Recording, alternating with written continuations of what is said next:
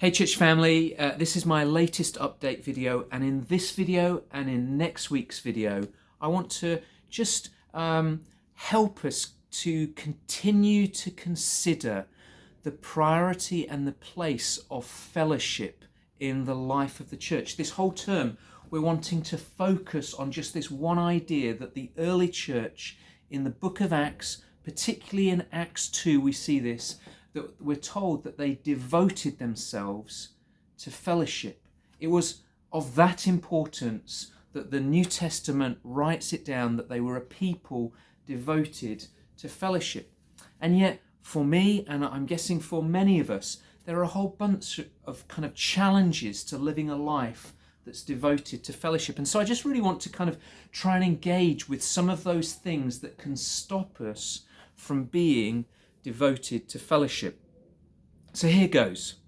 The first one is this: I'm not a great cook.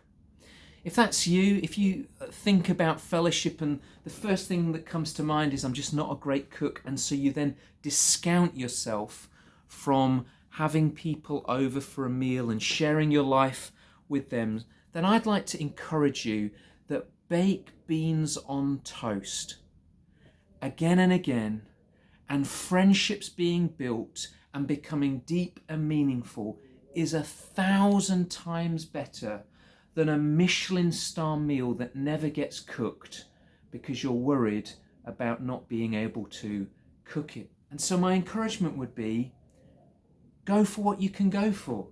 If the only thing that you can do is toast with jam on it, then cook toast with jam on it and weave your lives together with other people. Honestly, when people come round to your house, they're not coming for your cooking, they're coming to spend time with you. Secondly, I'm too busy.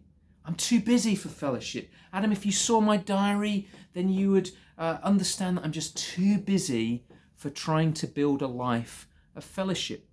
And friends, some of us, there are seasons in life when we are just overwhelmed with all of the external circumstances that take place in our lives. However, if it moves from being a season to just normality, then I think we probably do need to ask ourselves some serious questions, because one of the ways of evaluating what's important to you is just to look in your diary and see what is filling your diary.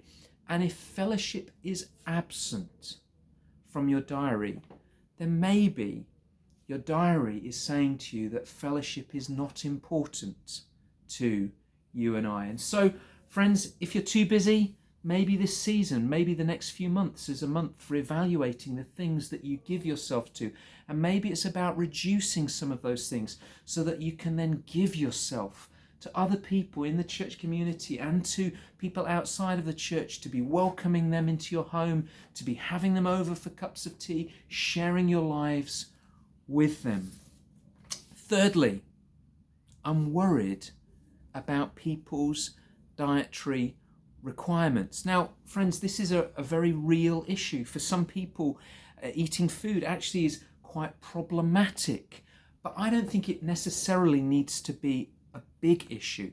If you know that somebody's got some dietary requirements and you're a bit apprehensive about it, then why don't you just invite them to bring some food with them and have a bring and share at your kitchen table? That way everyone's relaxed. It's not focused on the food, it's focused on the friendship that is being built as you eat food together. Let me do one more this week, and then next week I'm going to pick up a few more. I'm not very good at conversation. Now, we probably all can think about other people in the church who are amazing at conversation, and we may even think to ourselves, oh, I wish I was more like them. But the reality is, you can only live inside your skin. And so regardless of where you put yourself on the scale of great at conversations, not so great at conversations, you've still been called to be part of this family.